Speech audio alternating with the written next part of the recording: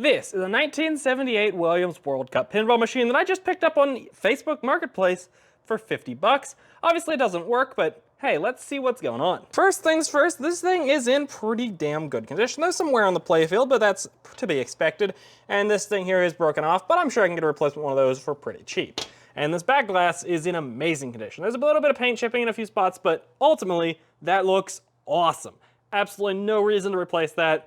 It would cost way too damn much to replace it if I even could find a replacement. And yeah, this is looking pretty damn good for $50. But obviously, it doesn't work. So let's figure out what's going on. Now inside the machine, I found two service records, one from 2000. It had a fuse replaced, a resistor, and some miscellaneous wire. They also I don't know what's going on here. They replaced a resistor for a display and jumped a faulty display something circuit. Why did you jump the faulty display circuit and not fix the faulty display circuit? That seems a little bit sus. I don't know who did this, but I feel like you could have done better. But over here, we have another one. I'm not sure when this one's from. There's no date or anything on it. They blanked out the customer. But it looks like we had a solenoid replaced, some transistors, some Molex connectors, some other random components. Not sure when that was from though, so who knows. But obviously, now it no longer works still. The previous owner told me that he tried to replace all the fuses in it and that didn't help. I found a receipt for Radio Shack for 2014. So I also came with a whole bunch of used fuses, so I'm gonna save those because every single one of them looked fine, so he did that for no reason. Let's plug it in and see what happens. And moment of truth, we got a hum. The hum went away. We have a lot of lights, no displays though, no solenoid noises, no boot up dongs or anything. I'm not sure, I never had a solid state Williams machine, so I'm not 100% sure what they're supposed to do. But they're supposed to do more than that, I can guarantee that. So it looks like we do have an issue, I'm gonna bet, with the computer board. So let's open this head up and see what we can find. Front glass off, we can see we got a whole bunch of displays, the light bulb's missing. And it looks complete out here, nothing looks damaged. Okay, so we do have something jumped. What the hell? What the hell did they do? Okay, that's gonna be fun. Let's see what's inside here. Looks like, what the fuck? Who the hell serviced this shit? That's something I would have fucking done and said, temporary fix, and then left it forever. But I promise it wasn't actually me this time. What the fuck? That's, oh God, that's not good. What the fuck? Light bulb. I'm gonna hope the previous owner did that and not one of the actual repair shops, because if an actual repair shop did that to me, I would not be happy, I'm gonna be honest. Buy the right sized cap. That's, ugh. Looks like we got maybe some battery leakage on these AA's. We got Rayovac, so of course they're gonna leak. But, hey, nothing looks too bad in here. Well, I just accidentally hit this button here and for some reason the flippers have power, so I'm not sure why that is the case. But at least we have power in some places, I guess. Though we shouldn't have power in those places right now. That's very odd. And if we look in here, we have two LEDs on. Now, I've never worked on one of these before, but according to Google, that's bad. That means there's a major issue with either the MPU or the driver board. So, fun times that we're about to have. So I've done a little bit of work on this. Mainly, I've just working in here. I've reseated all the chips on the main MPU board, and I've partially reseated, I should say, the 40-pin connector there. So those are the main things that probably are the issue. The sockets I hear go bad and that 40-pin connector. So now let's plug it back in and see if we get any more signs of life. Turning it on. Hey, our two LEDs are out. That's either a good thing or a bad thing. Not sure which. I also did find, I don't know what this wire goes to. It was corroded off, so I'll have to fix that later. Hey, we got a 1 there. And we got some screens trying to light up. Okay. Can we actually start a game though? That's the question. Hey, okay, so it just made a very quiet noise and I finally started a game, I think. We still have messed up screens, but hey, we have flippers. Did not kick the ball out. Let's see if any of the jumpers or anything is working. They're scoring, but nothing's actually moving. So, looks like we have some issues with some solenoids. Probably an issue with the board, to be honest. Not solenoid issues, considering they're all dead. Okay.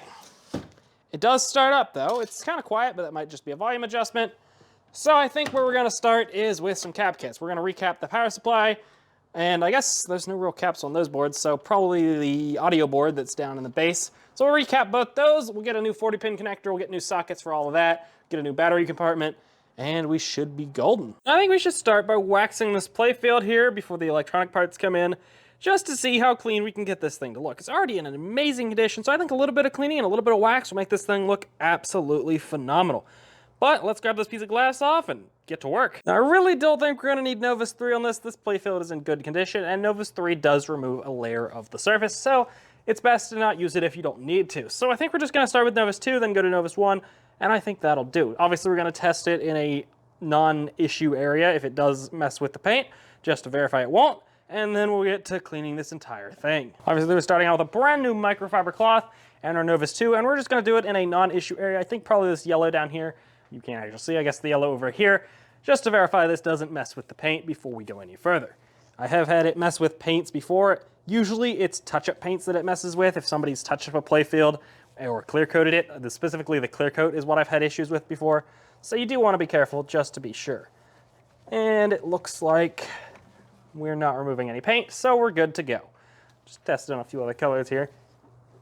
If you rub it a little bit and you start to have that color of paint on your cloth, you have a big problem and you should stop immediately.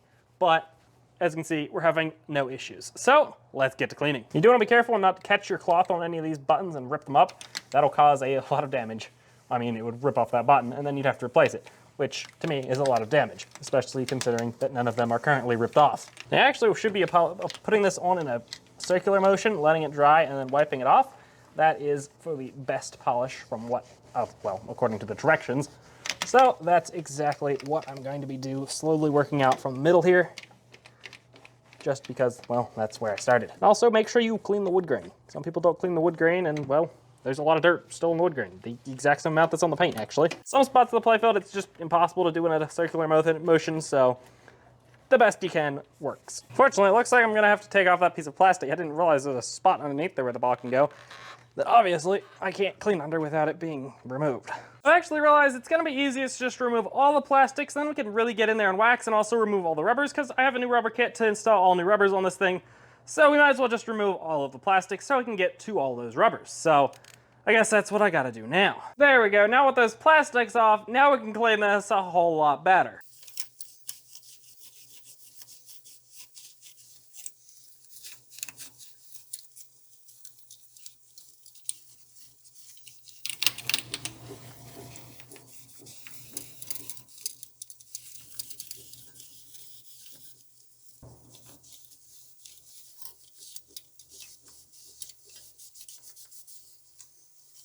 And there you can see an immediate difference just with the Novus 2. So now let's move on to the Novus 1. And now we're gonna take a brand new microfiber and buff this stuff off, and we should be left with an absolutely beautifully shiny surface. And now it's time to wax this thing. This should bring out the rest of the shine out of this playfield. Some people clear coat their playfields, but ultimately that is a permanent thing, so I really don't like doing that.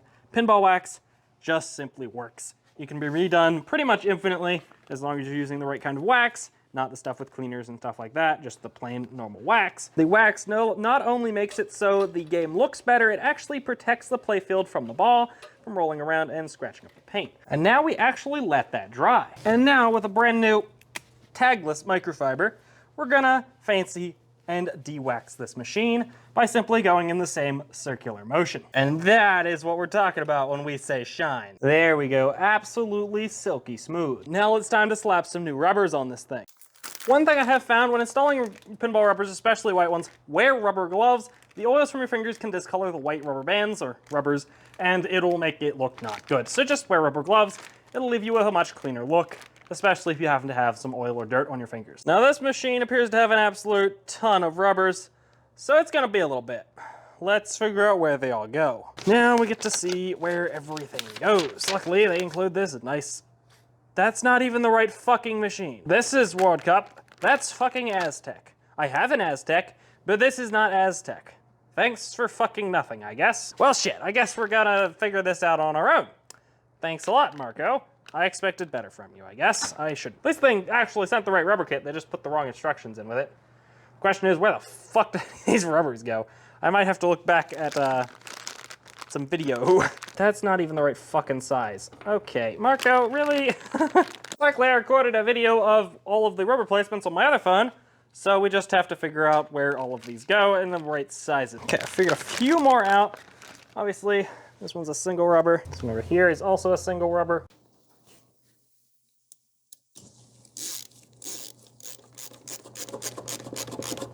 I want to make sure you line these screws up with their original holes. The amount of times I see people end up screwing them in right beside the original hole instead of in the original hole, well, a lot more times than there should be.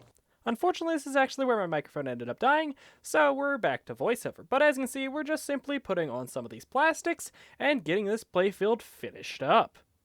Now, when you're installing the screws in the plastic, you have to be very careful. If you put them too tight, you can very easily crack these plastics. One of these is actually already cracked because of it, and if you put them too loose, they could rattle around, also cracking them. So you just gotta go by feel, maybe like 1 or 2 inch-pounds. And we're done. As you can see, this playfield is looking absolutely beautiful. I cannot wait to get this machine working. A lot of the electronic parts are already in the mail to get it working, and some have already arrived. So in the next part, we're going to get this thing working and actually play a game. This thing is looking awesome. Please like and subscribe if you want to see part 2. And this is looking awesome for a $50 pinball machine.